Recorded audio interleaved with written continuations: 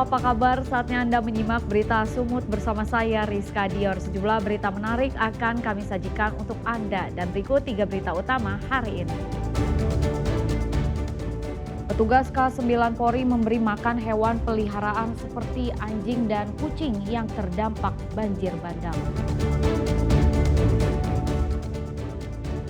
Takut aksi bejat diketahui keluarga, anak laki-laki dibunuh tetangganya di Kabupaten Padang Lawas Utara.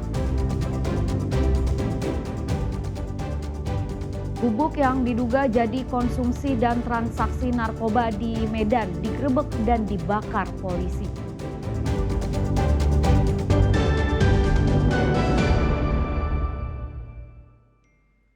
Seorang pria di Medan, Sumatera Utara tega membunuh istri keduanya. Tersangka emosi karena korban menolak ajakannya berhubungan intim. Sisa rekaman kamera pengawas pada 31 Oktober 2025 jadi petunjuk polisi menangkap pria yang tega membunuh istri keduanya di Jalan Jawa, Kota Medan, Sumatera Utara. Sebelum beraksi, korban sengaja mematikan kamera pengawas untuk menutupi kejahatannya. Namun kesaksian dari anak korban yang mendengar teriakan ibunya saat kejadian dan sejumlah bukti mengungkap aksi keji pengusaha depot air minum isi ulang itu. Tersangka bahkan sempat tidur di samping jasad korban dan berpura-pura syok di hadapan keluarga besar saat menemukan istrinya tak bergerak saat dibangunkan. Konferensi pers Minggu petang di lokasi kejadian dikawal ketat oleh petugas. Tersangka AS mematikan saklar CCTV sehingga CCTV-nya tidak merekam apa kejadian yang ada di dalamnya. Karena hasratnya ditolak, seketika itu juga tersangka AS melakukan pembunuhan. Anak laki-laki berusia 12 tahun dibunuh tetangganya di Kecamatan Padang Bolak, Kabupaten Padang Lawas Utara, Sumatera Utara. Tersangka nekat menghabisi nyawa korban lantaran takut aksi bejatnya mencabuli korban diketahui keluarganya.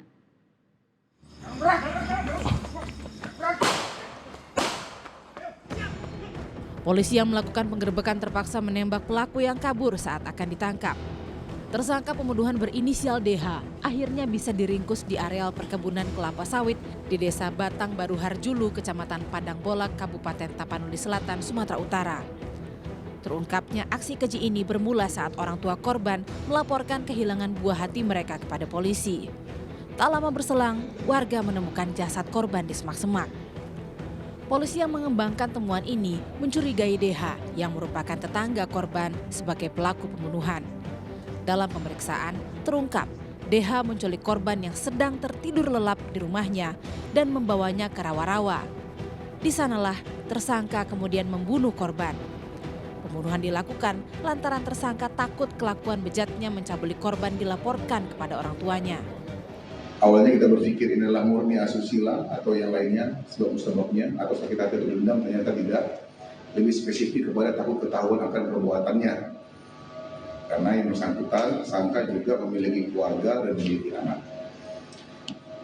Atas dasar itulah motifnya dia melakukan pembunuhan. Dengan cara apa modusnya? Mendorong, membenamkan kepala si anak ke dalam genangan air yang ada di rawa-rawa tersebut.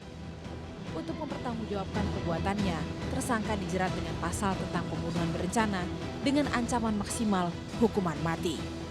Rizky Ramadan melaporkan dari Tapanuli Selatan, Sumatera Utara. Wakapolri Komjen Dedi Prasetyo datangi Tapanuli Tengah. Kehadirannya untuk pantau penyaluran bantuan dan tinjau penanganan dan percepatan pemulihan daerah pasca bencana. Bertempat di Mapolres Tapanuli Tengah, Komjen Dedi melepas tim penyalur bantuan mulai dari kendaraan truk hingga sepeda motor untuk langsung menyalurkan bantuan pada para korban banjir bandang dan tanah longsor di Tapanuli Tengah hingga ke daerah terisolir.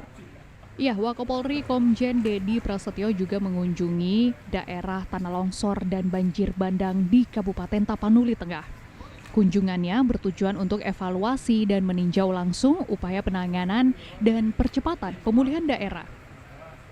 Wakapolri juga mengevaluasi penanganan dan percepatan pemulihan daerah pasca bencana yang terjadi.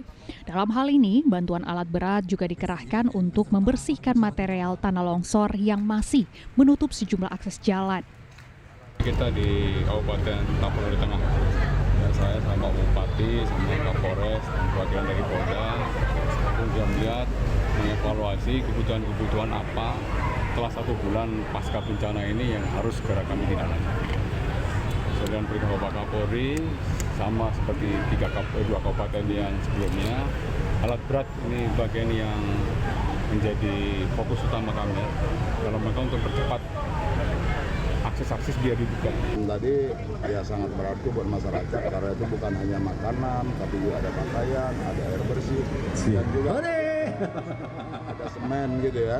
Iya. Kita harapkan memang bantuan itu nanti melalui camat kami, ya, lurah, kepala desa itu langsung benar-benar bisa langsung didistribusikan kepada masyarakat yang benar-benar membutuhkan. Usai melepas tim Wakapolri juga membagikan beberapa makanan untuk anak-anak yang terdampak bencana. Rizky Ramadan melaporkan dari Tapanuli Tengah. Petugas dari Baharkam Polri memberi makan hewan peliharaan seperti anjing dan kucing yang terdampak banjir bandang dan longsor di Kabupaten Tapanuli Tengah. Beberapa ekor anjing dan kucing pun terlihat lahap menikmati makanan yang diberikan oleh petugas.